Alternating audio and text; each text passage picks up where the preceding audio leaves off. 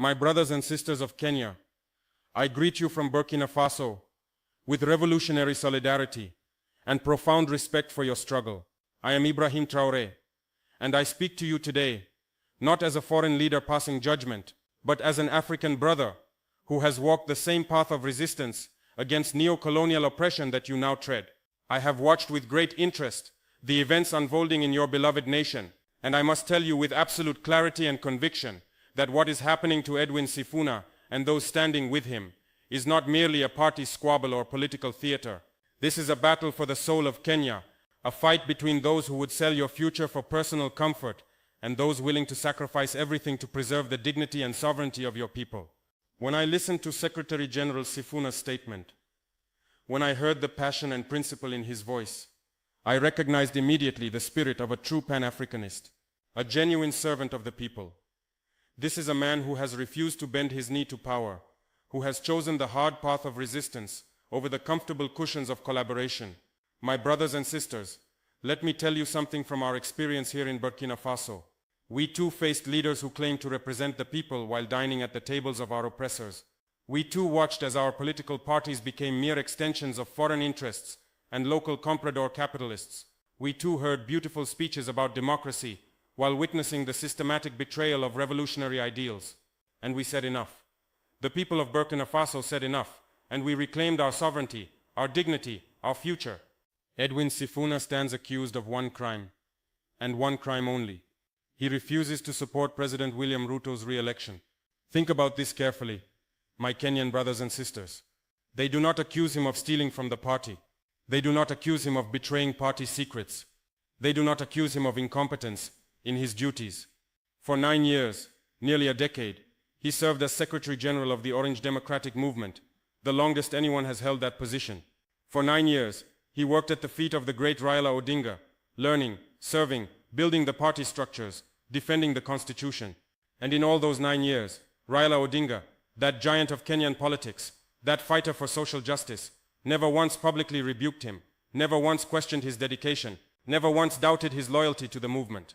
But now, just 4 months after Raila Odinga's death, suddenly Sifuna must be removed. Suddenly he is dangerous.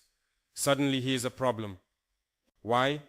Because he dares to say that Kenya cannot afford 5 more years of what he calls expensive, divisive, incompetent, and disastrous misadventure. Because he refuses to accept that kleptocracy, the rule of thieves, should be given a second chance by the people. My brothers and sisters, this tells you everything you need to know. When a leader is punished not for corruption but for principle, not for theft but for truth-telling, not for incompetence but for independence of mind, you know that something profoundly wrong is happening in your political house. Let me speak plainly about what I see happening in Kenya, because we have experienced this same pattern across Africa. President Ruto's government, from what Sifuna and his comrade describe, is working systematically to capture the opposition, to turn the Orange Democratic Movement from a people's party into what they call an appendage of State House. This is the oldest trick in the neo-colonial playbook. You cannot openly crush opposition in modern times without international condemnation, so instead you corrupt it from within.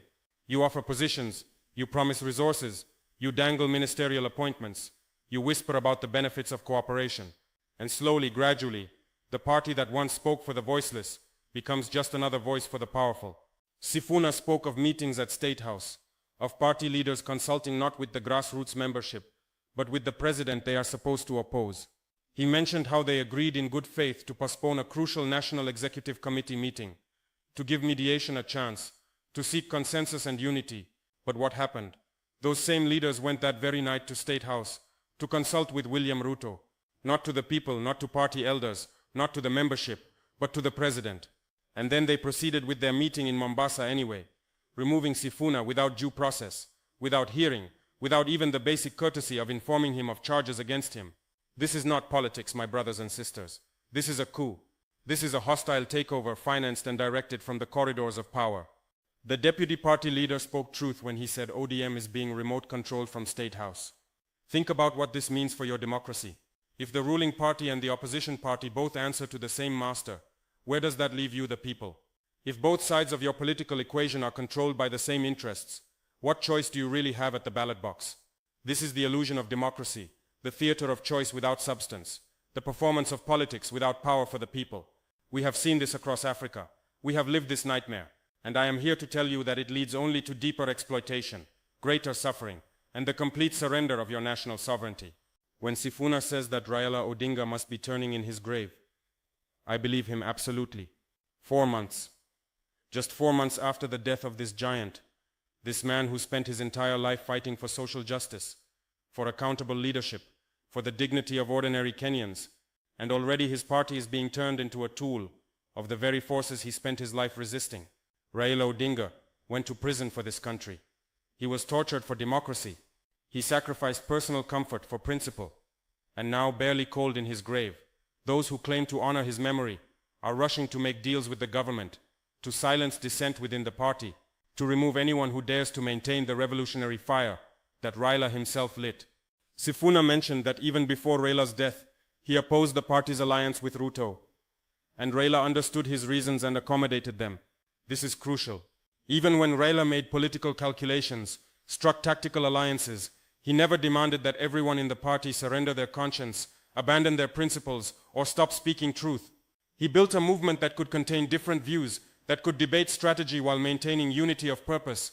But these people who now claim to lead ODM, they cannot tolerate even one voice of dissent. They must have absolute compliance, total submission, complete silence in the face of injustice. This is not the way of Raila Odinga. This is the way of dictators and puppets. My brothers and sisters, I want to address something that Sifuna said which resonated deeply with me. He said this is not about positions but about principle. In Burkina Faso, when we took power, we faced the same accusations. People said we were ambitious young soldiers seeking positions, but we proved them wrong by our actions. We cut presidential salaries. We refused luxury. We redirected resources to the people. We showed that we were not interested in the trappings of power, but in the transformation of society. When I look at Sifuna and these leaders standing with him, I see the same spirit. They are not fighting to grab power for themselves. They are fighting to preserve the soul of their movement, to protect the legacy of their leader, to ensure that ODM remains what it was always meant to be, a vehicle for the aspirations of ordinary Kenyans, not a ladder for the ambitions of opportunists. Governor Eringo spoke powerfully about the spirit of Raila Odinga, about how ODM is a people's movement, for the people and by the people. He challenged those claiming to lead the party to go to the people, knowing full well they cannot because they have lost touch with the grassroots. This is exactly what happened in Burkina Faso before our revolution. Our leaders stopped going to the villages. They stopped listening to farmers and workers. They preferred air-conditioned offices and international conferences. They spoke more to Western ambassadors than to their own citizens. And gradually, inevitably, they lost legitimacy. When we called the people to action, millions responded because they knew we spoke their language, understood their suffering, and shared their dreams. The fact that Sifuna and his comrades are immediately taking their message to the grassroots, starting in Kitangala, then moving to other areas, tells you everything. They are not hiding behind legal technicalities or procedural maneuvers. They are going directly to the people because they know that is where true power resides. This is the difference between authentic leaders and political careerists. Authentic leaders draw strength from the people. Political careerists draw power from proximity to those already in power. Sifuna draws his courage from the millions of Kenyans who are suffering under economic hardship, who face unemployment, who struggle with the high cost of living, who dream of a better Kenya. Those who removed him draw their authority from meetings at State House and gazette notices issued in violation of their own party constitution. Let me address the allegations that have been made against Sifuna. These claims of extortion and confusion of party position with personal opinion. My brothers and sisters, this is standard practice for those who cannot defeat you on ideas and must therefore destroy you through character assassination. In Burkina Faso, when we began to challenge French neocolonialism, suddenly we were called terrorists, extremists, unstable military adventurers. When we expelled French ambassadors and demanded respect for our sovereignty, suddenly international media discovered we were dictators. When we built schools and health centers instead of luxury villas, suddenly we were accused of economic mismanagement. The pattern is always the same. When you cannot refute someone's arguments, you attack their character. When you cannot match their integrity, you manufacture scandals. Sifuna has said, bring the evidence. Let us meet in court. Let the people judge. This is the response of someone with nothing to hide. If he had truly extorted governors, if he had truly abused his position, would he be demanding public scrutiny? Would he be inviting legal examination? Would he be going to the grassroots to face the people? No. He would be hiding, deflecting, seeking private settlements. But instead he stands in public, before cameras, before the nation, and says, "Examine my record, judge my service, investigate every claim." This is the confidence of innocence, the boldness of integrity, the fearlessness of someone whose conscience is clear. One of the members of parliament spoke about being removed as deputy organizing secretary via WhatsApp message before the National Executive Committee even met to discuss it. Think about the contempt this shows for democratic process, for party structures, for basic respect. You remove an elected official through a text message. You don't convene proper meetings. You don't follow constitutional procedures. You don't provide fair hearing. This is the mentality of authoritarianism, the arrogance of those who believe power gives them the right to trample on rules and regulations. And yet these are the same people who took sacred oaths to uphold and protect the party constitution. The same constitution they now violate without shame, without hesitation, without remorse. My Kenyan brothers and sisters, I want to tell you why Edwin Sifuna is good for Kenya, why his resistance matters, why you must stand with him in this struggle. First, because he represents the voice of conscience in Kenyan politics, in a time when many are silent, when many are compromising, when many are making calculations about their personal futures. Sifuna stands up and says no. No to collaboration with what he believes is a disastrous government. No to turning ODM into a tool of the ruling party. No to abandoning the principles that Raila Odinga died defending. This voice of conscience, this willingness to stand alone if necessary, this is what keeps democracy alive. When everyone goes along to get along, when everyone bends to power, when everyone prioritizes personal survival over national interest, democracy dies not with a bang but with a whimper. Second, because Sifuna understands that political parties must remain independent institutions, not extensions of state power. Democracy requires robust opposition, genuine alternatives, real choices for the people. If ODM becomes just another wing of the ruling establishment, Kenya loses something precious and irreplaceable. The two-party system, the healthy competition of ideas, the accountability that comes from knowing you might lose power to a genuine alternative, all of this depends on opposition parties remaining true to their identity and purpose. Sifuna is fighting to preserve this institutional independence, and in doing so he is fighting for the health of Kenyan democracy itself. Third, because he speaks for the forgotten, the marginalized, the suffering masses of Kenya. When he talks about fighting against high cost of living, about demanding jobs for youth, about standing with the downtrodden, these are not empty slogans. This is the core of what progressive politics should be about. Not endless debates about positions and procedures, but concrete commitment to improving the lives of ordinary people. The fact that he is willing to lose his position rather than abandon these commitments tells you where his heart truly lies. Fourth, because Sifuna represents a new generation of African leadership that refuses to repeat the mistakes of the past. He learned at the feet of Raila Odinga. Yes, but he is not simply imitating or worshipping. He is thinking critically, acting independently, applying principles to new circumstances. When Raila made certain political calculations, Sifuna respected his right to do so while maintaining his own position. This is maturity. This is growth. This is how movements evolve and renew themselves. Not through blind obedience, but through principled dialogue and mutual respect. My brothers and sisters, the war that has been declared in ODM is not just about one party or one man. It is about the future direction of Kenya. Will you be a country where opposition is tolerated only if it is toothless? Will you be a nation where political parties are merely different flavors of the same elite consensus? Will you accept a democracy in form but dictatorship in substance? Or will you demand genuine alternatives, real choices, authentic representation of your interests and aspirations? These are the questions that Sifuna's struggle forces you to confront. I stand with Edwin Sifuna because I recognize in him the same spirit that drove us in Burkina Faso to say enough to neo-colonial exploitation.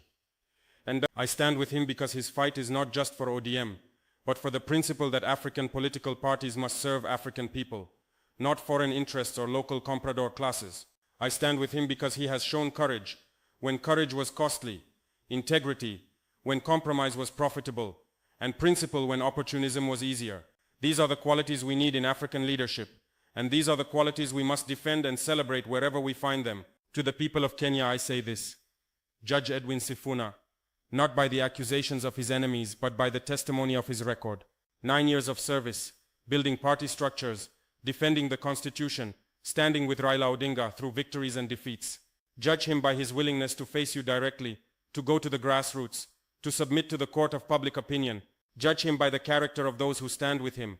These members of parliament and governors and senators who risk their own positions to defend principle. And judge him most of all by the ferocity of the attacks against him, for they would not fight so hard to remove him if he were not a genuine threat to their plans. The struggle for ODM is the struggle for Kenya. The fight to preserve the party's independence is the fight to preserve your democracy.